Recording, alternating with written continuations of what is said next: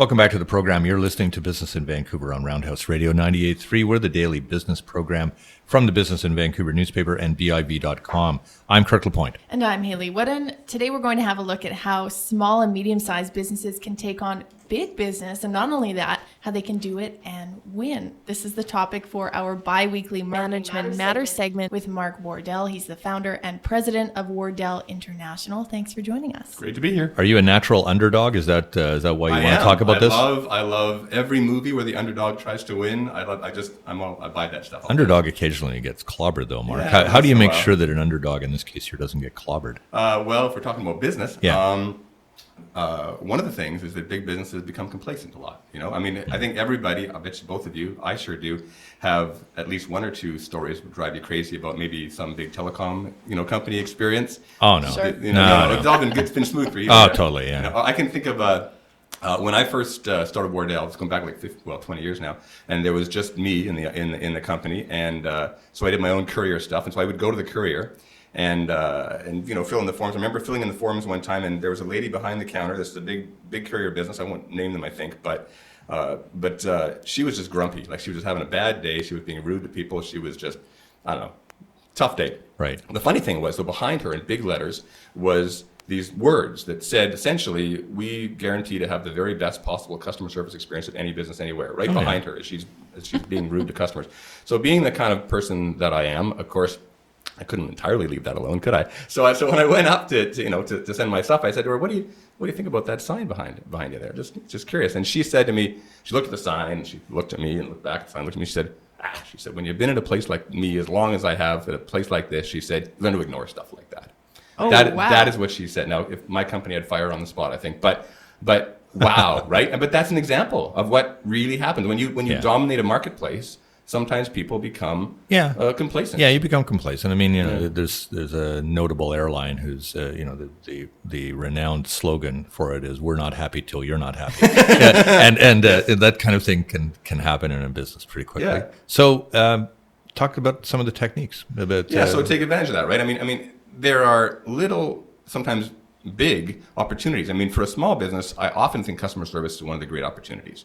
There's many things we can talk about today. Customer service for sure is one of them, where you can go in and you can give people an experience of a lifetime, make sure that they are incredibly happy with the service or the product that you're delivering, and really dominate that environment. And of course, niche is really important as a part of that, right? Great customer service in an area with the larger companies potentially not paying attention to. I'll give you an example. So one of our clients is a crane company, All West Cranes they're called. They're up in Quesnel, and they've been on the Profit 500 list 2 years in a row. Okay, so they're doing great. For a crane company, you got to understand, that's unheard of. But they're playing in a world of really, really big competitors, some really large, dominant players. So what do? Well, they look for all the little spots that those big guys won't go. A more complex job, something that's a bit challenging, or maybe they just need one crane just for now because they have some quick need for 6 months or 2 months or whatever. They say yes every single time. And then they work the heck out of that thing, and they give those people the greatest experience, deliver a great product or a complex situation. They figure out how to deal with it, and they develop the trust, and then it grows and grows, and then they expand. And this simple little strategy is made them unnoticed, although now they're becoming more noticed by the big companies as they've moved in on their territory and they're starting to get more and more business and grow. So the opportunities are everywhere if you're willing to do the work for it, Yeah, they can take the small wins where they can get them, and eventually that starts to build into bigger wins. Exactly right. So what about when you look at a big business, maybe able to beat smaller competitors on price? They have more resources in theory, whether they choose to use them for customer service or not. Yeah. Should smaller companies be paying attention to that? So price is an interesting one. And here I would say you do not want to compete on their turf. That's the way I would answer that question. So the big business is going to compete on price because that's what they can do. They've got volume, they can compete on price, and they can sometimes compete on breadth of products, And so you have to think about how they're competing and don't compete that way. So you don't want to compare an exact apple to an exact apple. You want to compare an apple to an orange. Kin's Farm Market is kind of, that brings it to mind, actually. So they're a fruit and vegetable, business here in Vancouver, right? And, they've been around for a long time, and the way they grew their business was by doing exactly that. These large, overweighty, Save-On, whatever, Safeway, they'd go into their backyards, they'd put a store in the same location as them, and they would make sure that they had not the same produce, but produce that was a little more local, a little more fresh, focus really tightly on that niche, provide outstanding customer service, give people advice about how to cook different products and so forth, take it to a different level, then people would start to buy their dry goods from Safeway or Save-On and so forth, and then go over across the road and buy their fruits and vegetables from Kin's. And by focusing on that strategy, they've been able to grow. Yeah, so you're talking about some of the external factors that you need to pay attention to, but internally too, as a company, what kind of culture do you think is necessary in these kinds of cases where you are obviously an underdog, you've got a big competitor out there? How important is that company culture, do you think? You can leverage that really well, because when you're a David fighting a Goliath, you can kind of bring that to light in your organization, and you can get, Steve Jobs did that really well, right? You can get people to sort of buy into that and to feel like they're the underdog, and to feel like together we're taking on the big guys or whatever, right?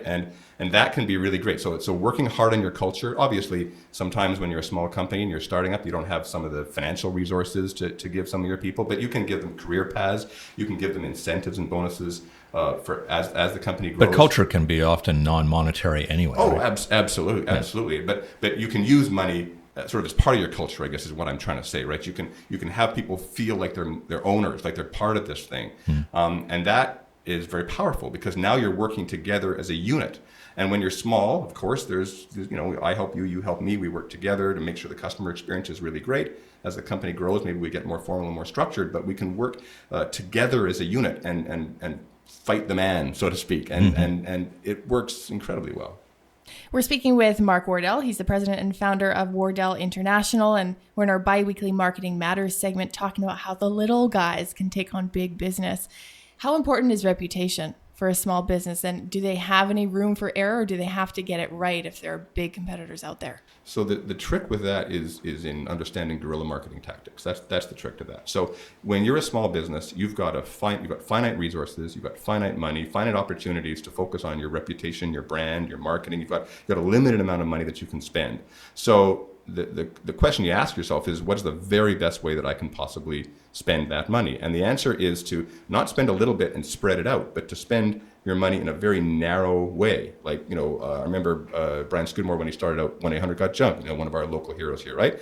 Used to take the same truck and park it in the same neighborhood in different spots, right? Yeah, exactly. Right? So that people think, I'm seeing the truck everywhere, right? Yeah. What's going on, Or the signs that they used to put, but you concentrate these things. Website is obviously really key, and you can, for a good price in this day and age, you can make a small business look like a big business by putting some real effort into your website.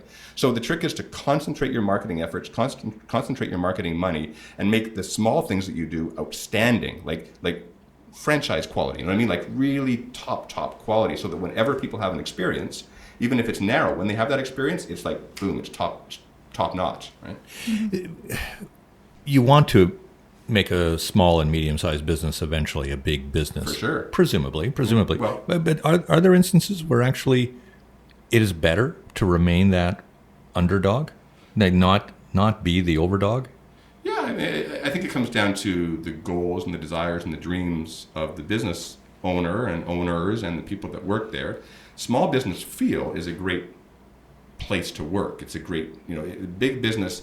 It's harder, not impossible, but harder to keep that really great startup feeling. Right? They jump the shark, so to speak, right? Where Exactly. you are no longer capable of that nimble, agile behavior. You become exactly the same. You almost lapse into the complacency that you spoke of at the beginning. And that can happen really, really, really easily. So, profitability obviously is critical, and if you can keep a business really small and strong and be profitable, I think that's fantastic. It is inevitable that a business will naturally move to its size. Like businesses some will grow rapidly and some will not grow rapidly, and sometimes it's just simply a function of the industry and the type of business you're building and so forth. And so part of it isn't necessarily thinking that every business has to become a big business. It's what does that have to evolve in? And I think it's more focusing on continuous improvement and making things better, and better doesn't necessarily mean bigger, right? What are some of the ways a small business that's growing can remain rooted in the values that are allowing them to thrive? And as Kirk was saying, they don't turn into sort of this corporate shell of what they once were. I think a sense of urgency is really important to have inside a business when you're small and you're competing against big businesses and you want to have that environment. A sense of urgency is something you want to try to share with everybody. And so kind of like we were talking about before, like a sports team, you get people together. This is who we're competing against. This is how we're going to do it. Let's all talk about it. Communication inside the company is what makes that happen. A lot of times, business owners keep that stuff inside their heads, right? They keep their goals, their plans inside their head, and they think to themselves, well, I just need to tell people what they need to know for their position. I just need to communicate that way so that people don't get, and they don't get, their heads filled with other stuff. And it's maybe the best intentions, but it's the wrong strategy. You need to communicate and share with the people that work for you as much as you possibly can, so everybody knows where you're going. Everybody knows if you're winning or losing. Everybody has the opportunity to contribute to the win, and then that culture can really take root.